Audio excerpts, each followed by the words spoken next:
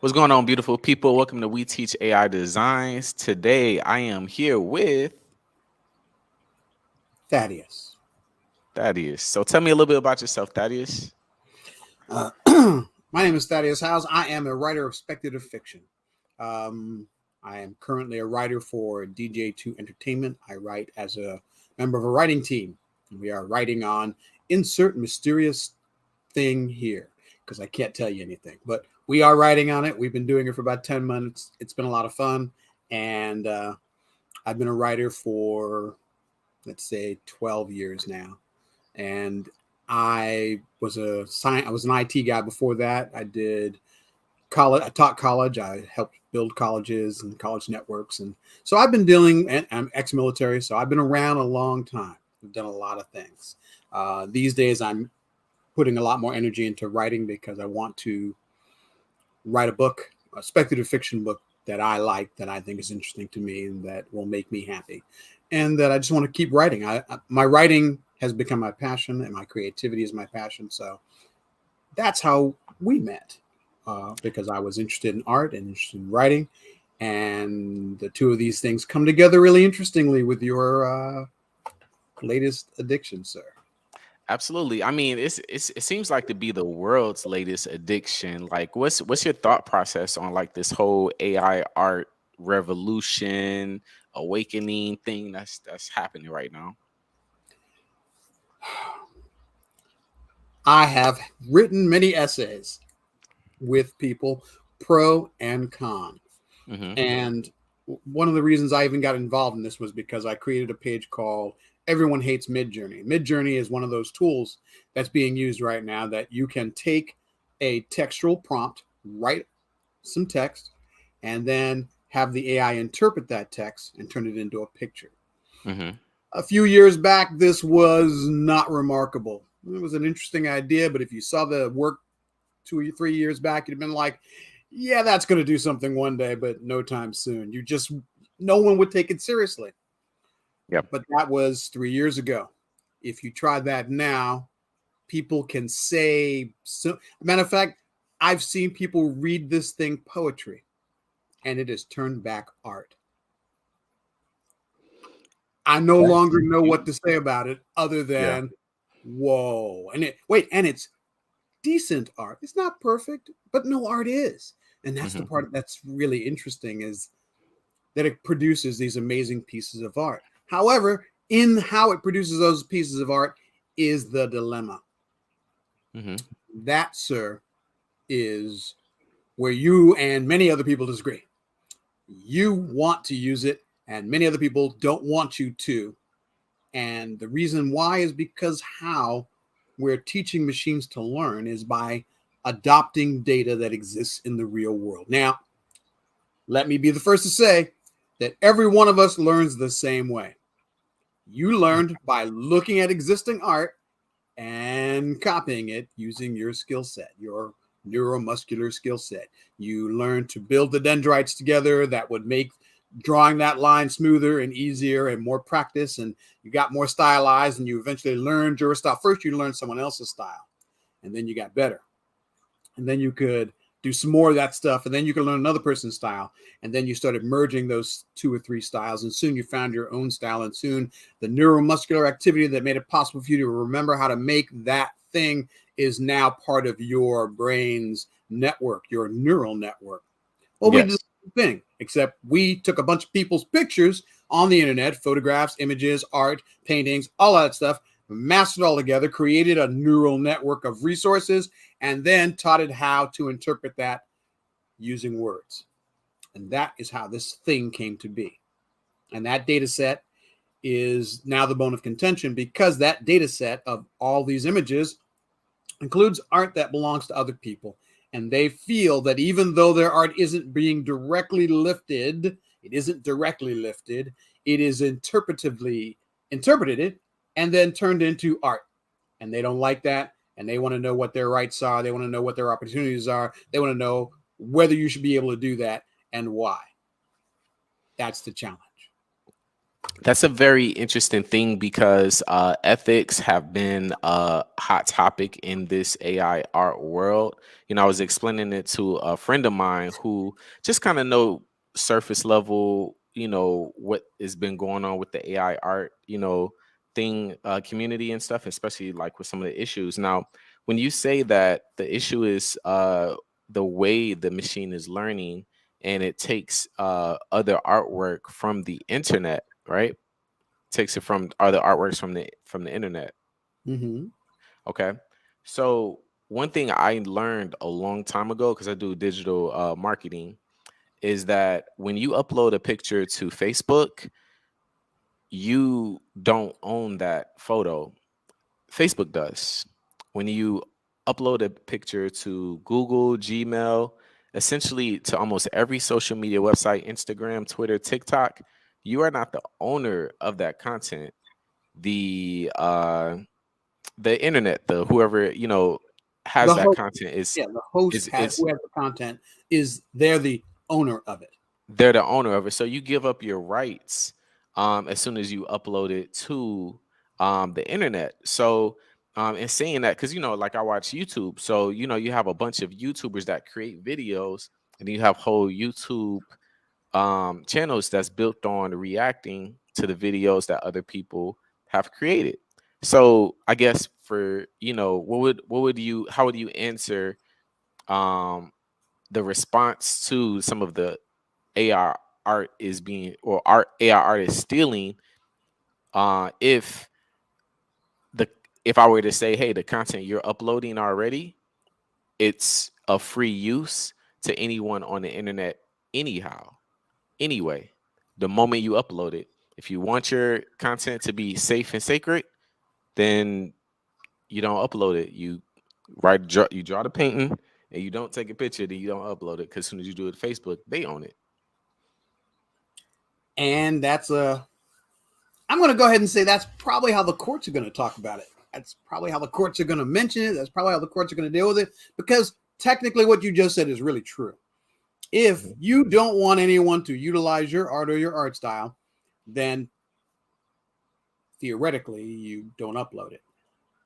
However, you could also say that, and the court could also say that the expectation that you as an individual who produced a piece of art in your home, uploaded it to the internet, that you had an expectation that the rights for that image, the original image, are still yours, and that nobody could use it without your permission, because you technically own the right for the actual image. And this representation is using your art without your permission. They didn't license it. They didn't pay you for it. They didn't even buy your leave. Hey, I like your graphic. Can I steal this forever and put my book on it and have my book associated with your art and I don't pay you anything? I mean, this is a Yeah. nice picture. Be ashamed if something happened to it. it's Right, just, right. it's a challenge. So I can see both sides of the argument. But you are right. If you are absolutely certain you never want anyone to ever talk about your art, touch your art, deal with your art, then the truth of the matter is your art should sit in a box. You painted it, it was beautiful, you had an emotional experience, it was wonderful. And then you hide it away forever. And you say that the only time anybody can see this art is if they come to a private showing of my art, buy it from me specifically, and it'll be the only one in the world You be the that only I one. created that you will buy. And then if you let other people see it and it gets a picture somewhere, that ain't on me. I did my part. I sold it to just you.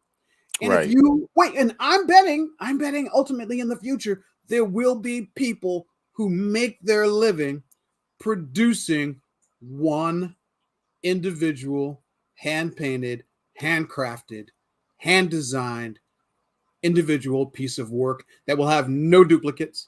And that there may be even weird, I won't say weird, let's say eccentric people who will say, I have the only functional image of this thing Hmm. locked away in my home. I won't even take a picture of it for you because I don't want to share it at all. And there will be people who thrill to that idea that they have art no one's ever seen. But that, of course, defeats the The premise of art, at purpose. least. People are supposed to Yeah, see the art. technically, we're supposed to see art, but the future holds a world where there will be people who say, my art has never been seen. by anybody but me and the person that owns and Yeah. be okay with that. So just to show you that this is a bizarre conversation that if you take it to its logical conclusions becomes even more bizarre. Yeah, So and it's the one thing you've used Midjourney. I'm pretty sure you've used other pieces of artwork. W- The whole the conversation I think everybody's missing is all right, it's saying AI is stealing artwork. Okay, cool. When I create an image of a Pikachu in a cyberpunk environment, you proved what artists can prove that I took that from them. Like okay, I took think about it. It's pulling information from all the whole internet, similar to Google, similar to all of these different things. It's pulling information, pixels from the whole internet. Where's the proof that my image was taken specifically from this artist? okay. So here's how here's how it works. All the data computers cannot see. Computers do not read. Computers do not know photography. They don't know images. All they know are light values that are turned into hexadecimal images that are programmed by computers and they are stored. So any artist who says this computer took my particular art and then used it to produce a picture would have to be able to say that the computer interpreted some aspect of their art style and then reapplied it the same way. So, okay, let's give you a little art history. Once upon a time, let's assume I'm a master painter. I'm Yep. old, I'm infirm. I still need to make money. Let's go back Renaissance era. I need to make money. I'm old and infirm. I can't paint as fast as I used to. I can't see as well as I used to. I want to hire a few people to paint for me. And what I do is I hire people who will paint as me. They learn to paint, and their first learning paint job is painting my paintings so that their paintings look like my paintings. Right, And then I right, sell their paintings as my paintings and I pay them. right. Eventually, when they get good enough or they get tired of me taking their money, they Mhm. will leave and paint their own paintings, hopefully as well as they did for me, and that they will establish a name for themselves as a person of value who paints.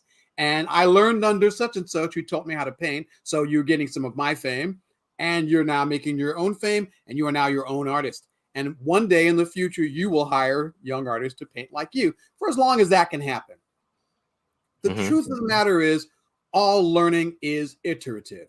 All learning is based on the writings, capacities, drawings, art stylings of other artists. There are no original artworks, there's only original interpretations. So every time an artist paints a thing that is his thing, it will always be his or her thing that's theirs.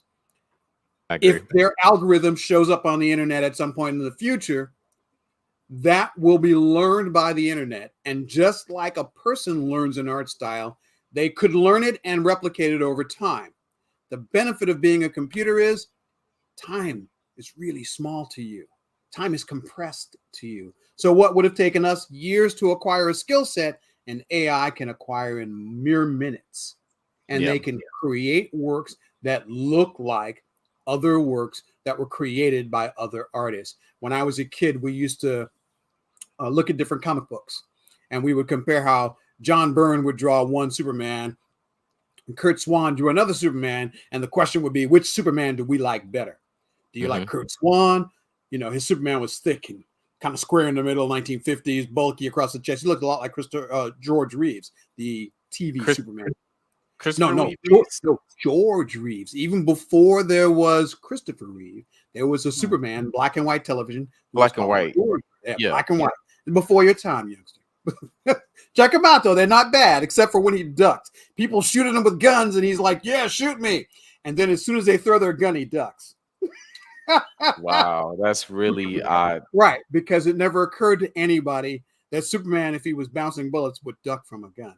So it's one of those cultural moments that slips past people who are watching it in the time, and only Mhm. because we watch it later do we ask, why did he do that? Why did he duck? He just got Yeah. shot at. They threw the gun. He should have just laughed at it too. Yeah. Cultural by cultural memory, one of those weird things. So these things are going to learn this technology super fast. And then they're going to be able to mash them together in ways we never could, or in ways maybe we did. I have friends who drew Grogu as a full-grown Jedi. Grogu, Mm. the Mandalorian critter. Yeah, yeah, Baby Yoda. Baby Yeah, Yoda, yeah, they drew him grown up as a young dark Jedi, and these yeah, pictures are amazing. But it takes talent to do that. You have to be an artist with skills that can mash up, little Yoda, turn him into big Yoda, then make him look cool, put a cool armor on him, half Mandalorian, half something else. And this artist envisioned this and created it, and it was amazing. AI now can do that in about 25 minutes. yeah. That guy took 10 years to get that kind of talent. So the question is, whose art is it anyway?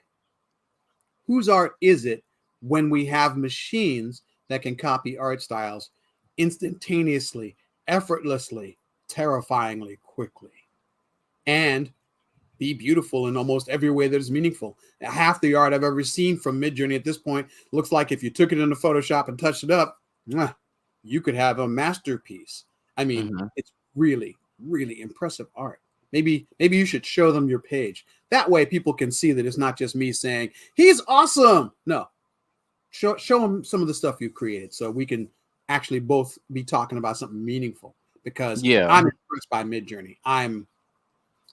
It is an amazing tool, but you have to see. It's one of those things you have to see to believe, and even after you see it, you might not believe it. Ooh, my favorite. No, I'm falling in. Ah. I love that. That's one of my yeah, favorite. That's the first thing I learned how to do with video. I was like, wee, I love those. yeah. I'm gonna cue it up. I'm gonna cue it up. But yeah, definitely. So tell me, while I, kind of while we kind of go through, the community feed, Yeah. you have a everybody hates Midjourney. Like, what? Uh-oh. Why Midjourney? Why not stay with Diffusion, Dolly? Because Midjourney is the kicking dog of the hour. It's the dog that has produced the most interesting artwork. Yes, Dolly is nice. The latest version of Dolly is very impressive. But pound for pound, the things I see people doing in Midjourney, nobody else in other parts of Stable Diffusion is even coming close. Hmm. You're mixing this wonderful cubism here. I mean, you just everyone hates Midjourney came into being because I was tired of hearing people complain about this art, this technology, and what they were talking about didn't make sense. Yeah. Because if I were a superhuman, let's assume I actually was superhuman and I had perfect memory and perfect dexterity, I could, by looking at any kind of drawing, assuming I had the creative aptitude and interest, Hmm. draw anything I wanted. And it could look like anything else I wanted. It could be starting off in your style. I could copy your style perfectly, and I could do it instantaneously, and I would have what would apparently be no time spent learning. Midjourney can do this because Midjourney is tapping from the largest brain ever created in this particular kind of work. It is literally a network, a brain of a sort, where someone has written a program that will allow you to take the statements that you make, prompts, put them into a database, and have a place, a virtual realm called a latent space. And that latent space is the theoretical space where, in this case, they'll pick 4 pictures that you will decide if any of those pictures meet your criteria based on your prompt. So whatever the prompt is for this picture, I know you can find it. There it is, right there. So the prompt is a portrait photo of an African old warrior chief, panther makeup, gold on blue, side profile, looking away, serious eyes, 50 millimeter portrait, photography, hard rim lighting, also photography. That prompt turned into this image. And it took you 4 minutes. I'm betting. I think the average for me has been about 3 or 4 minutes. Yeah, it's probably been average for me is 2 minutes. Oh, okay. You have Uh, the $30 account. I got a $60 account. Okay, well then that's why you're getting dedicated high speed access. So Yeah. Takes me about 4 minutes. But Yeah. I'm gonna upgrade because I don't like 4 minutes. Right. It's like even with 4 minutes, it's like it's still not fast enough. You know what I Right. mean? Like 2 minutes not fast enough. Like Right. So it's an addiction, a the creative more addiction. you can do, the more you want to do, the more you. I think if you're a creative person, the ability to look at an idea and ideate instantly is really gratifying. So now I did graphic art back in the day. I used to teach graphic design Mm-hmm. to uh, to artists back when Mm-hmm. Photoshop was first hitting the street. Mm-hmm. Photoshop first hit the street, everybody was up in arms. They were like, "What do you mean do art in a computer? That just makes no sense." And they actively resisted. Yes, there was a time where people looked you in the face and said, "I will never use Photoshop." And I looked at them going, "Say what? This isn't going away. This is real. Photoshop will be here forever." And they're like, "No, it won't. Yes, the $10 account is worth it, at least for you to figure out whether you want to keep doing it. After you decide if you're going to keep doing it, you're probably going to jump to the $30 account. Only madmen jump to the $60 account. That's I'm a this guy right here. madman. I'm He's a a mad. madman. That's right. Yeah. So, um, Photoshop wasn't going to go away. So I had people who were actively resisting it. And I wish I had the $60. Yeah, I know you do. So they actively resisted Photoshop. They just wouldn't do it. Ultimately, they were forced to do it Mhm. because the amount of money they would lose hurt them. When I first came to work for them, it took them about 16 weeks to produce a product, one of the banking products. So Mhm. from idea to finished product took 16 weeks. Mm. We cut that in half using computers. If we were pressed, we could cut that into quarters. We could make that a 16-week process that now became a 4-week process. But what they used to do was they'd open up a photo book of art that, every year this company would produce a book of different styles of artists and different creativities. And they would look through the book, find an art style that they liked, and they would either replicate the art style or they would hire the artist to produce the product that they wanted. And either was a possibility depending on the artistic abilities of the people in house. So even while people are saying, folks are going to lose their jobs, that was already a possibility because of how artists work with your creativity. If your Yep. creativity can't be replicated, they might be forced to use you if they want your unique style. But if they could replicate your work, then they just did using a computer and went on about their business because that was the business they were in. And the only way you would ever know is if you saw your art and you decided it was an issue enough sufficient for you to take them to court. I never heard of them going to court. So evidently, I'd say 90% of the work that they produced was different enough that nobody thought it was worth their while. That's where we are now. The latent space is creating a thing that does not exist. There's nothing in the latent space. It's just a region where we pluck 4 images and put them up on the screen and say, do you like any of these? Do any of these look like what you want to have? And then your response is, yes, I like that one right there, but I want a few variations of that. Click on it, it varies them. Then you go, ooh, this variation is awesome. Upscale this one, but I want to change some aspects of it. I go in, I change the prompt. I'm good now. I have a brand new image that's never existed, even if the artist is alive today. That artist might have never created this art because that artist has to make a living and they're busy painting art they have to paint to pay their bills. This is ideated art that someone created in a similar style, the same way they would have in the old days if they had been artistically talented enough. Now they don't have to be, but that still takes talent to envision this. It takes capability to envision these things. And as you look through Midjourney, and you should, if you are really wanting to see Midjourney at its best, you need to get at least the $10 account so you can look through the community feed. You can look at what is passing for the best art. Then you can look inside of each one of those artists and their art styles, and you're going to see things that are breathtaking and that would have never existed because no artist could ever draw fast enough to make every one of these ideas real. These people are experimenting with their ideas in ways no living artist could do. They just don't have the time. that changes our idea of what art will be, what it is, and we're ultimately going to have to pay people. So here's what I suggested.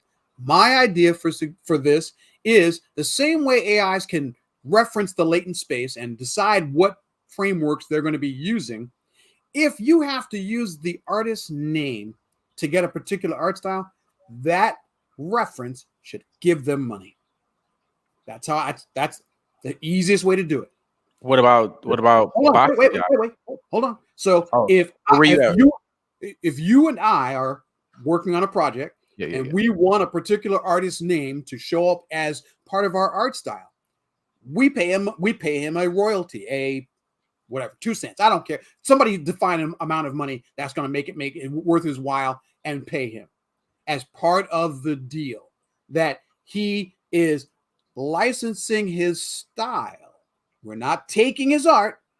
We are willing to pay a fee to license his style, and the AI will determine how much of his style we are using because it will draw it from the latent space. So it will be able to tell you what pieces of art were used in this drawing.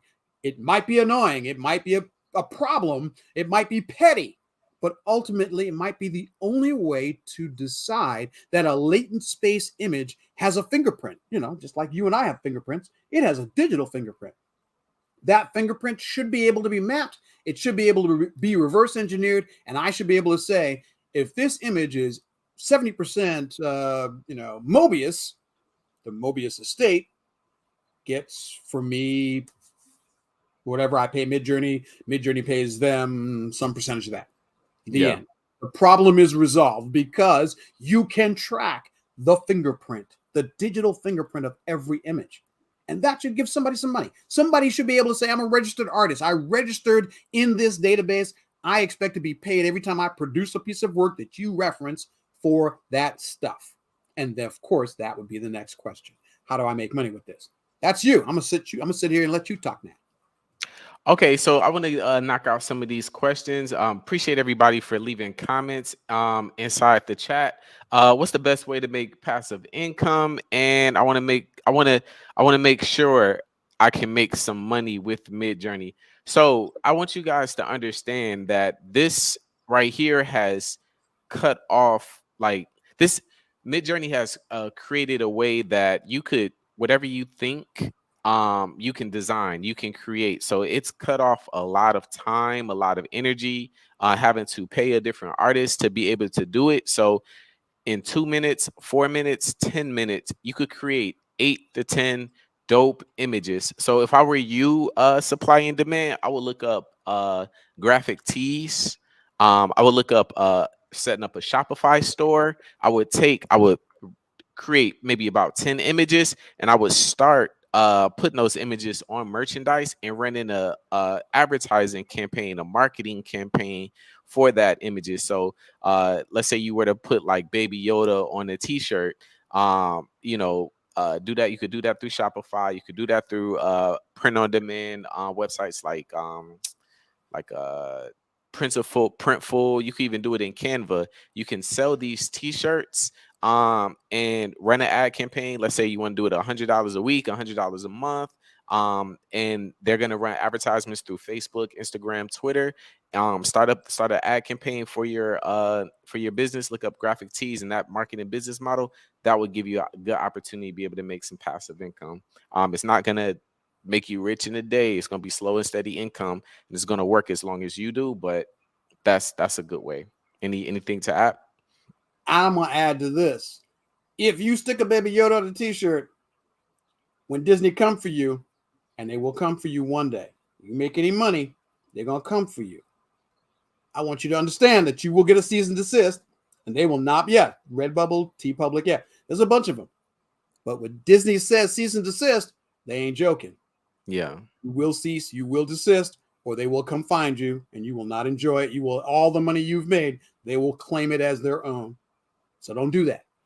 My advice is to find something that you like, that you think is interesting, and create it new.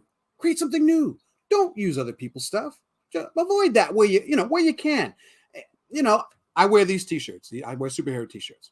I might make a superhero t-shirt, but I'm not going to print a superhero t-shirt because I don't want to be bothered with DC or anybody else showing up at my door. But if I create my own ideas and then Midjourney creates them and they're awesome ideas, then maybe I can sell my ideas and then I don't have to worry about cease and desist, at least until they come looking for Midjourney. Then that's a Yeah, different, they'll do it. Yeah. that's a different story. But until then, if I create my own ideas and I put them on a t-shirt, nobody bothers me. No one comes to me. No one says anything to me because these are my designs. I did them. I created them. And the worst that'll happen is Midjourney gets a cease and desist, and then I guess every t-shirt on earth will have to somehow magically disappear. Yeah, you know what? And I would say specifically for graphic tees, look up what other companies are doing, what is popular, what images are selling. Do some market research on graphic tees, do some market research on notebooks, cell phone cases, do some market research in terms of what's selling and understand that you may like superhero art, but that may not be what's selling the most. I happen to know that creating animals of creating puppies, like images of puppies and cats and people's pets are very popular in regards to making t-shirts, making mugs and stuff like that. So just do some market research and definitely you can definitely use this for it. What's the best way to resize Midjourney size to the largest size they want for free? So you are currently on my YouTube supply and demand. I want you to go to my go through my videos and look up the upscaling video. I have an upscaling video that will answer all your questions. And also understand that free is not always the best, so be okay with investing a little bit of money to be able to get what you need. So, yeah. I've stopped using artist names because it felt unfair to them, especially since I'm not being an artist. I just like being able to create art to go with my writing. A lot of people feel like, with this art stuff, not everyone is thinking uh commerce. They're just thinking like, hey, I just want to have some images on my Instagram and I want to be able to express myself. So I notice a lot of people are like weird about using certain artists, but let's say we were to use Picasso or Basquiat or Vincent van Gogh. Is there any ethics issues with that, do you see? I don't. I think he's dead. I see his art as part of the public domain. He's out of copyright, so there should be no issues. One of the reasons I've been experimenting when I experiment with this tool with art forms prior to the 20th century is because they are out of the public domain. The art style, Art Deco, it exists. We use it. You'll see it everywhere, but most people don't know it. They don't know that anymore. They don't know what Mhm. they're seeing. They just like the cut of it, and so when you use Art Deco on something that they haven't seen in a while, they get excited about it. Like there's a cup in one of my feeds. There's a guy that does art, and he made a beautiful Art Deco cup, and it's a wonderful design. It's simple, it's elegant, and it is using Art Deco. And I know that because when I started doing my deconstructions, I started learning what art styles were still in the public, what were in the public domain, story ideas and art ideals and architectural ideals, and what is now private or still owned by folk, and Yeah. seeing if there was a way to create new ideas without exploiting modern artists or living artists today. And I kind of agree with her that it's kind of unfair, but I don't think we have to do that. I think we have the ability to do creations that don't require that and still create some pretty amazing stuff.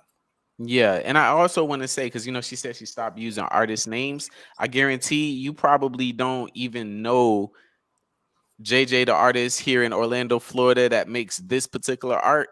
The artist is the Basquiat's, the Pablo Picasso's, it's the Sam Rockwell, and those are free to use. So don't feel like you can't use these things because it's some type of ethics issue when most of the artists that people are referencing is a part of the public domain. So And I also definitely, do the same thing yeah. you do. I make art to go with my writing. I'm a science fiction writer. So, one of the things I like about Midjourney is that you can use it to create art to go with your work. I usually used to go out to DeviantArt. I have an archive there of like 10,000 images that are just amazing paintings and drawings that people have done. And I make a piece of art and take a piece of art and I write a story about it. And then I'd let the artist know, hey, man, your art is now part of a story. And they're like, yeah, that's awesome. Thanks, man. I didn't even think about this. I was just like painting. It was cool that you made a story about it. So, that's everybody's happy because he's happy. His art's been seen and it inspired something. I'm happy because I got great art to go with my great story and everybody's happy. And, Absolutely. when I make a book, I buy art from artists. I bought my first book. The artist was a young man in Saudi Arabia and never met him, but his artwork was just magnifique. And so I paid him $600 and he painted me an incredible painting. So I was very pleased with it. So Right. I like buying good art too. And I want to support artists. So I don't see this as being the horror of, artists will be ignored. And, everyone makes it sound like it's going to become the art apocalypse where artists will be living in the streets and huts, saying, drawing Snoopy for food. I don't see it like that. I don't see it like that. Because Not at all. I can get it from AI cheaper. Hey, can I have a Snoopy? I want a Snoopy in this Red Baron suit flying around in a Sopwith camel, and it'll give me one in 4 minutes. Yeah, definitely. I don't have to go to a human for that. So it's ridiculous that we're going to make this weird bifurcation over art. Why fight over art when we can just have more art? All of us making more art together. The future is us. AI can only be as good as we are. And if you say no, so here's what happens. I say to people, say no.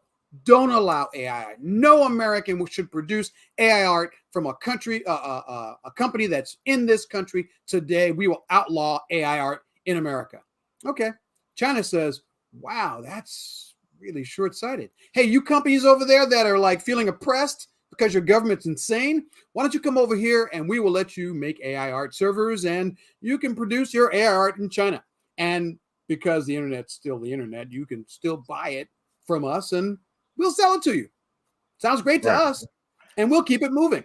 And if China does it, you can be sure Taiwan and Thailand and any place else where they have amazing artists and lots of hardware will happily start doing the same thing again. The only country that will not have AI art will be us. Which is not gonna happen. They're gonna, it's not gonna happen. They'll find So a compromise. tell me, along with Midjourney, right now we're at Midjourney version 4. That came out a couple months ago. But before that, there was version 1, there was version 2, version 3. You rarely heard about AI art. Version 4, in my opinion, is when things really changed. Where, at version 5, where do you think you see Midjourney progressing, and what would you like to see more of it, and what do you think is gonna, is going to, be in that later version? I hate to admit it, but I think Midjourney is in trouble. Mm. So the reason I started doing all of this, questioning it, talking about it, reading into it, was because I saw a GoFundMe for $250,000, and what they were going to fund was a lobbyist to live in Washington D.C. and lobby for a collection of people to say that software like Stable Diffusion and Midjourney and DALL-E and Jasper and any of the other dozens of other AI generating softwares were stealing the livelihoods of Americans, and that the goal would be to suppress or outright make illegal such technologies. That's the goal. That was the goal of their mandate. If they couldn't get anything else, that would be the very least they would want. If they couldn't get any kind of mitigation that would pay artists or allow artists to eliminate themselves from the pool of potential resources being drawn upon, if they couldn't get any of those things, then their ultimate goal was to say we would like to not have this technology exist. And that really made me go, because $185,000 had already been gathered. So I imagine they've met their $250,000. I imagine they met that number because the internet has been a buzz. It's been a light with people screaming, AI art is theft. AI art is stealing from artists. It's keeping artists taking away their opportunities. It's going to make them homeless. It's going to dispossess them. They won't be able to make money as an artist, and the companies should have no capacity to draw upon their artwork. But you already said the best way to prevent anyone from seeing your artwork and using your art style is don't put it out there. And Right. ultimately, if you do that, you aren't going to be seen either. And if you aren't seen except on print, see, this is an argument that's ridiculous. The industry for print is diminishing. The industry for visualization for art publicly is mostly in video or in television or in streaming. It isn't on the print page anymore. So people who are saying they want their art uniquely solely in print have basically decided they are abdicating any of the future. That's it's like an Amish idea. Yes, I need to go somewhere, but I will take my horse and buggy because that makes more sense than an automobile.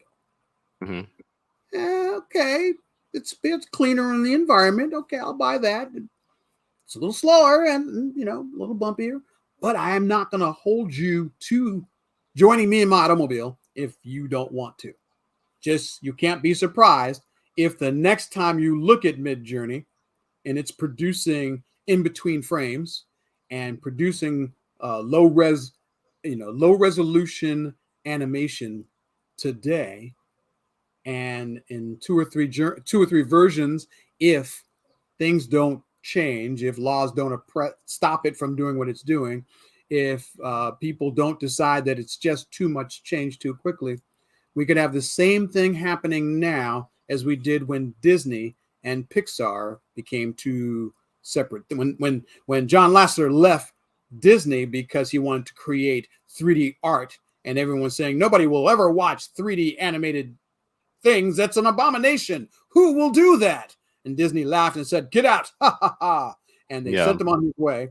And then they came back later and wanted to be looking at Pixar as the things that it's produced and said this was a $8 billion mistake. We would like to get back on the gravy train. And so Disney joined with Pixar to create animations using 3D art. And the genie's never been put back in the bottle, and they made money doing it, and we will do it again. This technology will evolve in ways we can't imagine. And the reason we can't imagine it is because we're just meat. AI can imagine everything faster than we can. And that's our biggest weakness. We are unable to imagine just how capable it could be. The Yeah. reason virtualities, the metaverse, we need a metaverse. Everybody's talking about a metaverse, but no one's making one because a metaverse would build itself. That's how you know you've reached a metaverse when your AI software is smart enough for someone to say, I would like this as my backdrop, as this is my cityscape, this is my character style, this is my image technique, use these mappings and go. And then my introduction into the first metaverse won't be public, it'll be personal. It'll be something you learn to use your AI for. And then the AI creates your little private metaverse, and it won't be very good, and it'll evolve, but eventually it'll be metaverses being created that by bigger people who have more money, who have more time and energy to direct at it, and more AI to guide it. Trying to build it by hand is like trying to build an airplane while you're dropping out of the sky with a bunch of parts. I throw you out the plane with all the airplane parts. Now build a plane. You've got 3 minutes. A person couldn't do it, but an AI could. And that is going to be the challenge, that we are talking about building a thing in real time that can be used by people in ways that currently most of us can't imagine. And one thing I'm doing a lot of AI research. I put my channel We Teach AI Designs. My YouTube channel that I have is 29 days old. 29 days old. I put We Teach AI instead of We Teach Midjourney for a specific reason. I knew that this AI revolution was going to, expand beyond just images. I mean, it already has with Photoshop, Lightroom, replacing the sky. But I want to show you something that I'm not sure if you know about, but I found just doing some research. I plan on doing a video on it. So prepared to sink into the metaverse here. Okay, there you go. So this is do you see my screen? Mm-hmm. So this is Tone. Tone auto generates uh presentations, PowerPoint presentations. So all you have to do is type in create a presentation about. So you tell me, what would you like the presentation to be about? Superman, of course. What is that, like a trick question? Yes, create a presentation about Superman living in uh, Metropolis. let's flip it. Let's flip it. Oh, living someplace else. In Oakland, California. Okay. Yeah. And that's something I want to like generating pages. So when it comes to the AI art, and a lot of people fear based they're being fear based off of what it's taking and stuff like that. I'm gonna show you how not necessarily it's gonna like think for us or do for us. It's a tool. I'm in the military, right? So we have to do I'm in Army Reserve, actually 15 years. Um we have to do a lot of presentations, death by PowerPoint, death by PowerPoint, death by PowerPoint. You can save so much time now doing different stuff, even though it's not in understanding that the things are not perfect. It's like okay, bam, it just created a 8 slide presentation for me.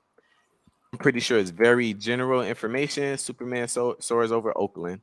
I could But the probably reason the reason I wanted it to do that was I was curious to see if it was going to capture meta knowledge. And so it does. It talks about Superman, it talks about his cultural impact, and they even go back into the day and talk about it. They talk about his legacy in Oakland. So and I'm loving the dialogue. This right here, that it yeah, made this on the fly in all of 45 seconds. yeah. It's accurate, it's simple, it's elegant, and only a precursor to what could be done with more serious topics. And yet, I know this stuff. So I can tell you that this is a pretty nice bit of work for 45 seconds. 45 seconds, and by Mhm. no means would I keep this as is, so you could always go in and you could retouch and you can edit. And like, let's say I wanted to remove this image and I wanted to actually generate another.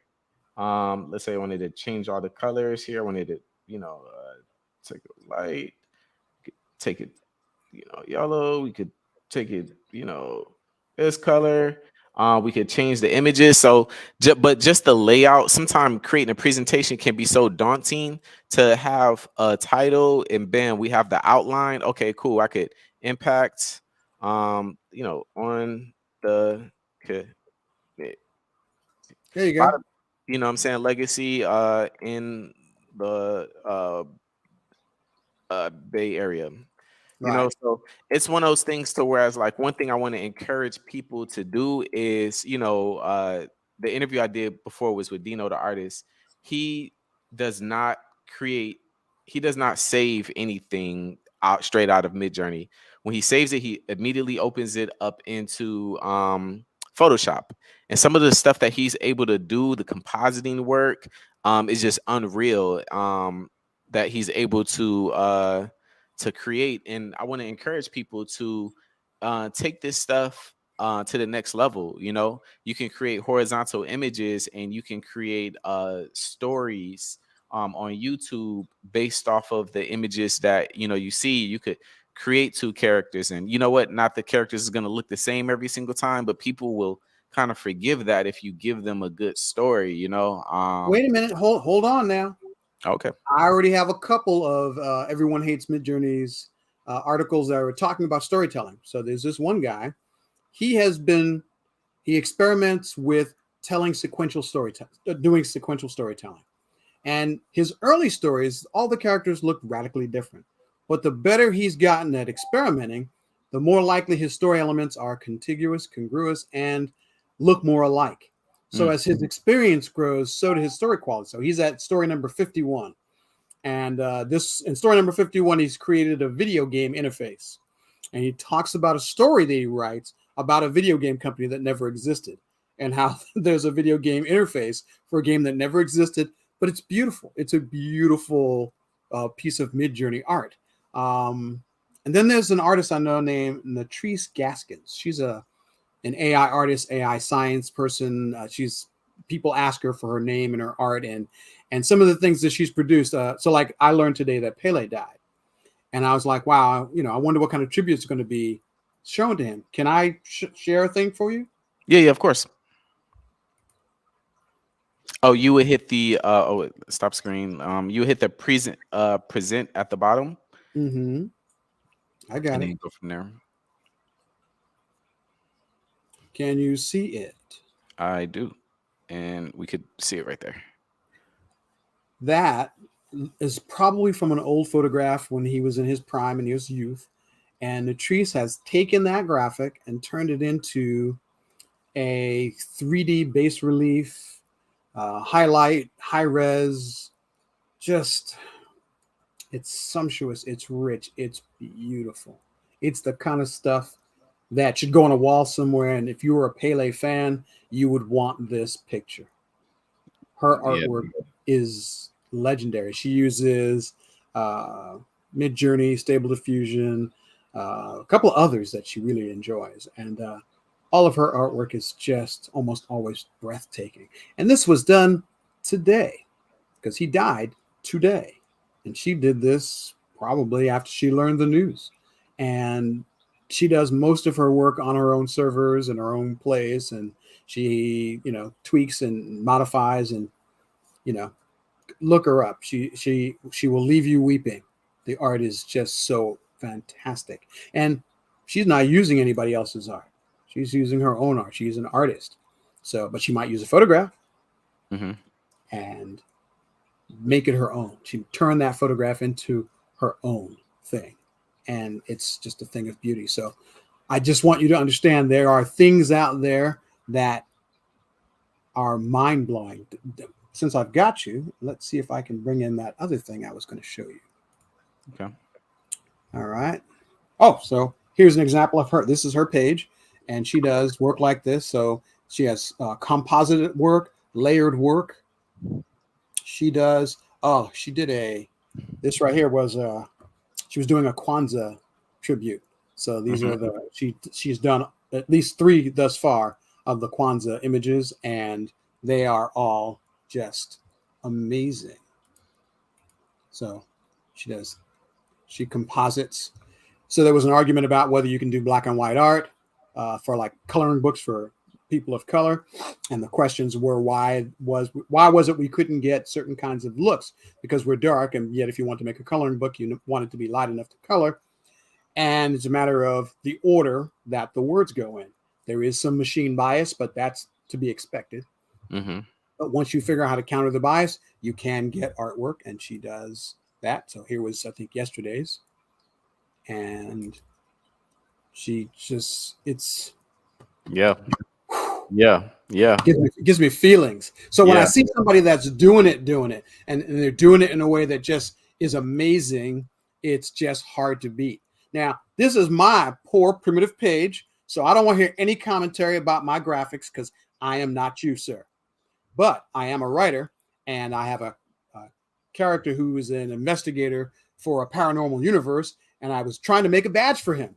And I saw someone had made a Miskatonic University emblem, and I was like, ooh, that's pretty interesting. I wonder what would happen if I did this. So I started playing with it, and that's how I ended up with this, what you see there. I made that, and then I decided I wanted something that stood out a little bit better, so I tweaked it and made that. So Hmm. I am not you. I am still learning, but I did learn from you because this was a sample of a prompt that you made a couple of Hmm. weeks back, and I liked it, so I fiddled with it. But the stuff that I got was not nearly as good as yours. But I was okay with this. This gave me some feelings, and I liked it, so I experimented with different looks. Can't go wrong with double exposures, man. Double Yeah, exposure and was some of them are lovely. You incredible. know, I was messing around. I was trying to see how simple I could make it and still make it recognizable. And then I was trying for some other people's prompts, and I've learned that. And so everyone says that, the biggest complaint that they have with Midjourney is that it's stealing somebody's art. Well, you know what? I took a prompt, and I do it almost every day. I take someone's prompt and I put it in Midjourney, and I put the first thing that comes out of that prompt on the screen to show you that it doesn't look like super awesome Kamehameha art that you're enjoying. It doesn't always start like that. A lot of times it starts like this, and you have to pick and choose and decide and analyze, and the choices you make will define what you end up with. So Yeah. these are the choices I ended up with, and none of them were as good as the original artwork, just to show you. Now, I don't know why this was. I took the original prompt, put it in here, and it came out like this. And I was like, wow, this is great. But this is why I'll be deconstructing this to figure out what makes this work like this every time. And the other one I just did not. There's Yeah. obviously some kind of preference going on. There's some kind of machine understanding going on, and there are changes being made. And that is something to talk about. This right here, this was me trying to create an old, there used to be these lockets. Parents used to have them. They had a little bas relief on the outside, and then they open them up, and there was a little picture of your kids inside before we had wallets and stuff. And Yeah. so I was curious what it would look like if it was made out of ivory and something else. So I threw some insects in it and played around with it, and I really liked it. I thought they were really interesting. And these are not using any modern artists. This is an old school art style. No modern art is used here. So you can create incredible things and then horrible things like that. This was my attempt at making dragons. None of them worked. I don't know why. I figure my prompt is broken, but I'll figure it out. As you can see, none of these worked. I mean, you say that, but I still see what it was supposed to be. And Right. again, there's art that I've seen where it was, soft, and it was mesh, and it was blended, and the colors is the star. I don't have to see Right. eyes, arms, ears, the Right. colors and the contrast, like that bottom right, you know what I'm saying? The colors, that's the star, and Yeah. it's So like I abstract. liked this one. I liked this one. And so Yeah. I did fiddle with them. I tried paper craft. I tried a bunch of different ways of, seeing if I Hmm. could make some dragons. I looked at art styles, patterns, ideas. I made a watercolor. Again, Midjourney makes watercolors. I wanted a picture of something that was painted as a watercolor of an old school vampire. Oh, look Hmm. at this. This is great. I use this for my story. I was satisfied. No artists were harmed in the making of this vampire picture. No, no, I made no. a good. And you'll be hard pressed to find an artist that could be like, oh, that's just like my stuff that Right, I copyrighted, you right. know, and you got, it's on them to prove that you just straight up copy That just I their copied stuff. their stuff. And that's the whole Yeah. point of that's so to me, for people like me who want access to beautiful art that's relatively easy to find, easy to use, and easy to handle, this is great. But I mean, if you go through the community feed, oh my goodness, breathtaking. Alice in Wonderland never looked so horrifying. I mean, it's just astounding how good these pictures are. Look Yeah. at that. And Fantastic. yes, an artist probably could have painted that and might have if I had had $8,000 to pass out. But if I needed a prototype book cover, maybe this will do just fine. It's not going to last forever. Maybe I'll have to hire the artist that this is replicating to do the work, but at least I have an idea. I can prototype what I'm looking for. I mean, look at this. Who would have the time? I must have this. I must have this. I'm a cat person. Look at Yeah, baby yeah. celebrating the You holidays. you see the follow button, you hit the follow just to follow those Oh yeah, yeah. I thought share yeah, it, and you yeah. be good. Yeah. Yep, that's what I do. Every time I come through here, it's like, yeah, I'm gonna follow that person because I love their work. And people are look at these things. Incredible. Beautiful work. So yes, there are challenges. This looks like Mobius, for example. So if this art looks like Mobius and we go back through its pedigree and see that it is Mobius, that's a problem. Do you think there'll be a law made to stop people from selling this art? On what charge? See, that's the problem. Is I feel like, what's the charge, sir? If I painted this myself, even if it looked like Mobius, but I painted it, you couldn't arrest me. I made a piece of art. No, no, you didn't waste any time. You didn't waste any time because 2 weeks, a month ago, 2 months ago, they were producing about the same quality of stuff. The only problem is now Midjourney is taking a leap ahead because they changed the source database that they use. It's bigger, it's richer, it's fuller. So there's more to choose from. And I believe DALL-E said that they've updated theirs as well. They just haven't released it. I think there's something going on there, maybe wanting to watch and see which way the wind blows. If people come out there pillorying Midjourney, then maybe they'll be like, well, we're not going to do that. Not yet. We'll wait for the law to settle out. But if nobody does in a couple of weeks, they'll put it out. They'll be on So it. Yeah. I feel like if you can detect that there's, Mobius in this, and the algorithm says there's Mobius in this, then if the Mobius estate says anybody that produces anything that has Mobius in it, send us some money. Honestly, I can't see anything wrong with that because at least somebody's being compensated. The question is going to be, of course, how to compensate, how much to compensate. And I don't think we're going to be able to stop people from selling this art. Right. And just to kind of answer his question specifically, do you think there will be a law made to stop people from selling this art? So I would like to challenge everyone in the chat and take a look at those lips, take a look at this figure, take a look at anything that he clicks on, and just tell me name the artist that he's stealing from or taking from or referencing. Just name the artist. Has there ever been an artist that ever drew a Starbucks cup into this? Yes, probably. But I guarantee it doesn't look like that. You know what I mean? So they're referencing things on the internet. People are just calling it stealing or taking when they're just referencing. Think of what Midjourney doing is like referencing colors like black, white, yellow, green. It's referencing information, not, oh man, let me take this local artist stuff and let me just plop it over here. No, it's just referencing colors and text and images and information. It's referencing information, not people's artwork. It's referencing a neural network. The same way if I chose to learn how to paint, just like I told you earlier, once upon a time, artists learned to paint from their master, and they learned by copying their master and then eventually producing works like their master, and their master would sell their work as his own until that person got tired of that and left. This is the same process. It's just that the artist has perfect pitch. It has perfect capacity. It has perfect tone. So yes, you music folks, y'all might want to pay attention. Matter of fact, anybody that creates anything might want to pay attention. The tools that could give you greater capacity could be at your fingertips.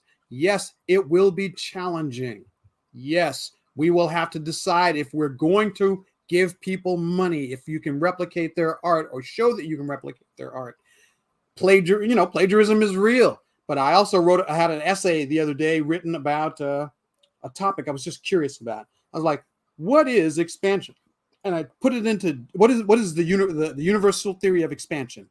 And I put it in to ChatGPT, which is an AI writing program, and it produced me a little 3-page essay, a three-paragraph essay that was scientifically, theoretically, specifically accurate enough to be used as a basic reference point. It's not going to make you a scientist, but it could at least give you the right idea of where to start looking.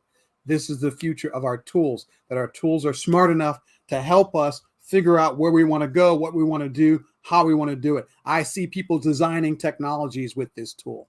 In the beginning, it'll be copying technologies, but the future of it will be to say, design me a three-wheeled wheelchair that works. And someone will be able to do that. And maybe a 4-wheel wheelchair has never been a good idea. Maybe it'd be better if people were sitting between the third wheel beneath their feet so they could just have a place to rest their foot. But Midjourney might be the place where a designer creates that opportunity, and we should allow it to exist. This is our tool. It is our benefit. It's not going to ask us about John Connor. It is not going to come from the future and take over our lives, at least not yet. We have thousands of years before we have to worry about that, because we have to survive that, as a species. So we have some time here. We have choices. We can still control this technology. And we shouldn't hide from it. We shouldn't assume that the best solution is to pretend that it didn't happen, because somewhere on earth, someone else is going to say, it exists. I know it exists. I saw it existing, and therefore I'll build it. And they will hire the people that made the software that you've made illegal to make this software somewhere else. And AI helping us invent models and ideas and frameworks and virtualities and eventually virtual worlds are all possible because we need AI to do those things. We aren't smart enough. We aren't fast enough. We aren't logical enough. This tool can make us better. Yeah. Signature at the bottom of these to claim that they're theirs. Let me take that one. So Okay. let's go ahead and assume you create a model for a three-wheeled wheelchair and you liked it. Technically, if you took it into Photoshop, did some design work on it, changed it, cleaned it up, made it look good, clarified the design, because AIs don't always make a good design. They just might give you a good model to work from, and you clarify the design and decided it was your design, you liked it well enough to patent it, you would then have to submit it. You would have to put your name on it. You would have to justify and prove that it is yours, that you have changed it sufficiently, that it is unique from whatever you created with Midjourney. And then you patent it, you put it in the patent office. The patent office would say, yes, this design is unique, or it is not. And if it is, you get a patent number and you have created it and your name is on it and life is good. You can, if you modify these images, they become potentially yours. But as they come out of Midjourney, the way Midjourney says it right now, if it comes out of Midjourney and you make it, if you make it in a paid account, you can put your name on it, but they still own it. They still own at least some aspect of it, and they want to be able to share it, even if you use it for other stuff for yourself. So it's yours and it's theirs and it's ours. And I think copyright's about to have it's about to have a challenge to itself that it never ever envisioned. It just we never, copyright, when copyright was created, no one ever envisioned that it would be able to create art instantaneously. Nobody ever imagined that. Who could have imagined that I will one day be able to say, make me a piece of art that looks like this, and something will go, okay, there it is. That's like magic. Yeah. Literally like magic. So we never had laws for this, and now we'll have to make laws for this. And I imagine lawyers will be losing sleep until we figure out how to make this work. So I want to ask this question because I don't think I got uh the answer from you, and I could start by answering it so I could like gear what type of answers I'm getting. So with Midjourney version 5, when it finally comes out, obviously, what I'm saying, we got the different versions. Um, I would like them to fix the fingers. I think it's kind of low key ridiculous that we don't have 5 fingers, even if you prompt it. Another thing I want to be able to do is I want to be able to not only design portraits per se, but design scenes. Because I noticed it doesn't do well with multiple images on one screen. Now you could get some good stuff, but you have to really tweak it. So I want it to be just as easy to get one person as to getting like several people or layers, like a Superman standing in Metropolis. I want to be able to get a nice wide detailed shot of that, and not just a blurry background or mesh background. So what's some things that you want to see more in Midjourney? I think the tool is really good at what it does. That it's meant. Whenever I would look at the hands and feet and see the multiple things, you want to know what I really personally thought? What's Really, up? I personally thought that this was built into the AI. I Mhm. honestly believed that it was built into the AI as a way of distinguishing Midjourney from anything else. I don't think it was accidental. I think it was on purpose. I think that they changed the AI so that for a time people didn't just try and copy other people's work. And I think that it meant that for a little bit longer, they could delay having to explain to people what the latent space is, how it works, why it works. And if you want to know what the latent space is, you can go to Vox. Vox has an article on YouTube, and they talk about the latent space and how Yeah. it works and why it works. And it's really a good video. You really should watch it. And I think ultimately the next version of it will probably be able to give us the right number of fingers and toes. No matter what you are, critter, cat, whatever, they always have the wrong number of fingers and toes, which is why I think it's an algorithm thing. I don't think it's a AI thing. I think it's intentionally part of something they wanted to be doing, something they wanted to happen. Well, So eventually, I think we're going to have fingers and toes. See 3D background. Remember, we're drawing from source material. So if you're not able to see great panoplies and expanded images, it's because they don't have a lot of source images of that. You got lots more of close-ups and portraits. So they would probably need a better database that includes more photography of that type. And then they could then extrapolate line art from that type. And then they could extrapolate cyberpunk from that type. And we could do more that way. So yes, I believe ultimately backgrounds will expand, scenes will expand. Now, will you be able to super composite scenes? I don't think they want to do that yet. I think they could. I don't think they want to. I think they want to hold something back while they perfect it. I mean, if you're making a product, you want to get everybody to use that product. So you get that first hit is free. First hit's always free. Come get this. Come get this. And then you want to pay a little bit more. How much will you pay? Now, how much will you pay? Now, how much will you pay? And then you say, we've been saving this feature unique to people who are paying $60 a month to composite scenes or move characters from place to place. So you create a character in the latent space and you can lock that character in the latent space and make that character a thing that can be picked up and put someplace else. Because currently you can't do that. Right. But the theoretical idea is that the latent space creates a thing. That thing has a fingerprint. I should be able to touch that fingerprint, pull it up, put it somewhere else, and it still work. Now, it might not change shape. It might not move around. I might only be able to take it out of one interface and put it into another. So if I took it from a 3D image, took it to line art, then it turns it into a piece of line art in that style. But that would imply that the graphics themselves would retain the data. And I imagine they don't do that because that would make them incredibly, incredibly large. So what you're asking for is an order of magnitude more data. And that means the images themselves will become more complicated. And that means that only certain people will be able to do it.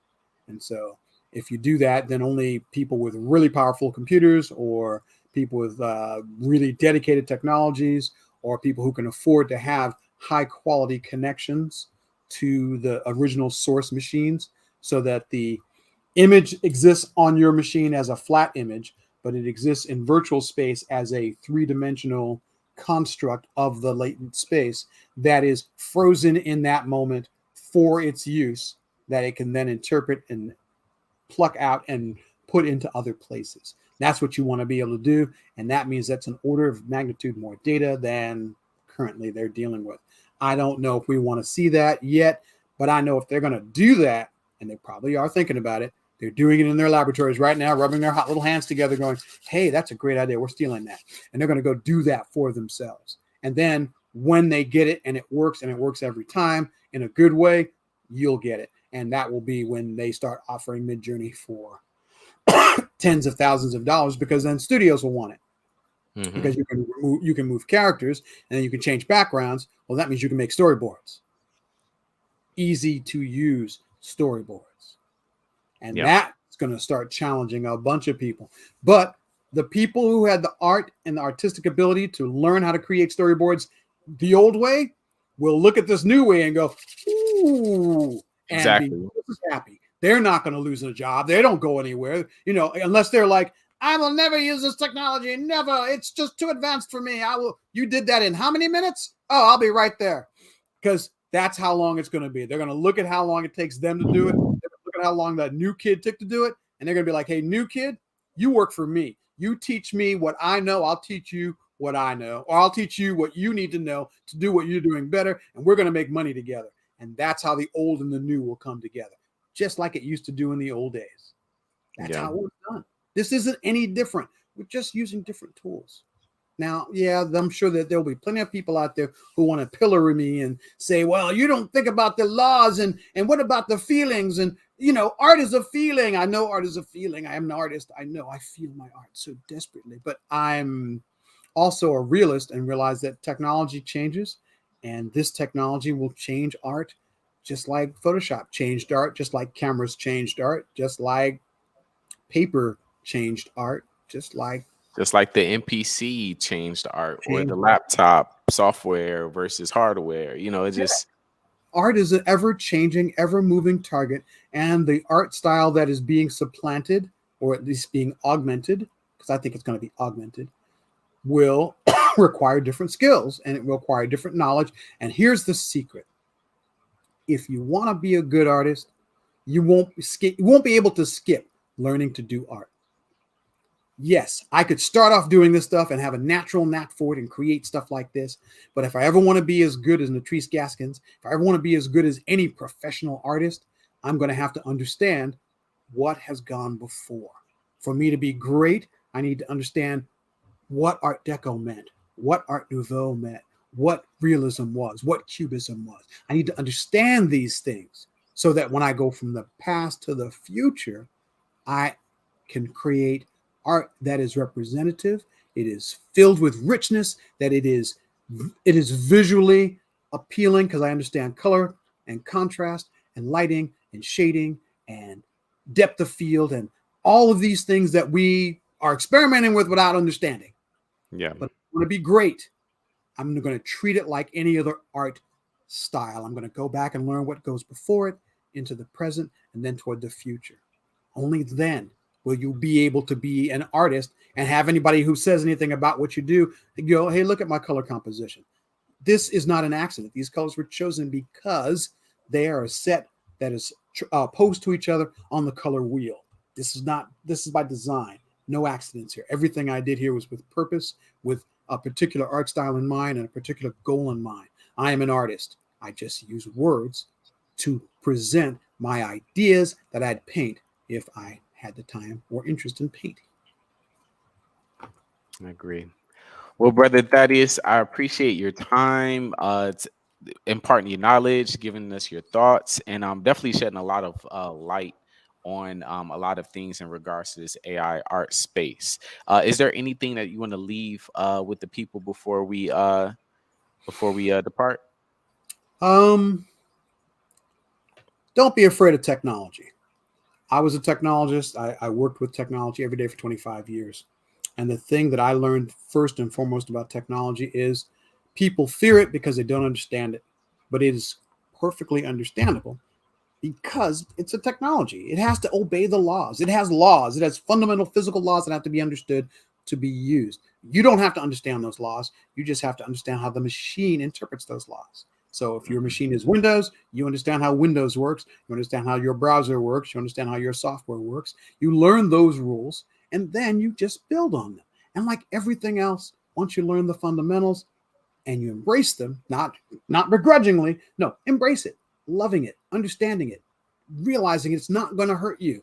Your toaster has never betrayed you. It has always made toast. That's because Right. that's all it can do.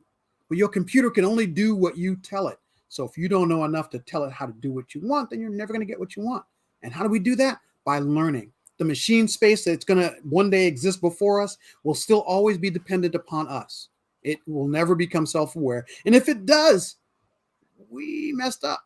So we're going to either have the greatest party in human history because our machines will totally liberate us from work, or we're going to put our backs into making sure AIs have all the technology they need to create art for them. Right. Right. Don't be afraid. This is real. It's not going away. We can outlaw it. We'll still have to deal with it at some point. And I figure embrace it.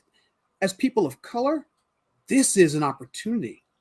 We get to make ourselves see ourselves, be ourselves in ways we've never seen the media of the world ever create before. So for us, I say create anything, create everything, envision anything you can imagine for as long as this technology allows.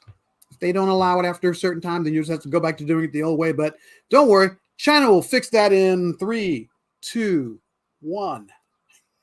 Peace out, my brother. Thank you so much for having me on your show. Thank you. Thank you.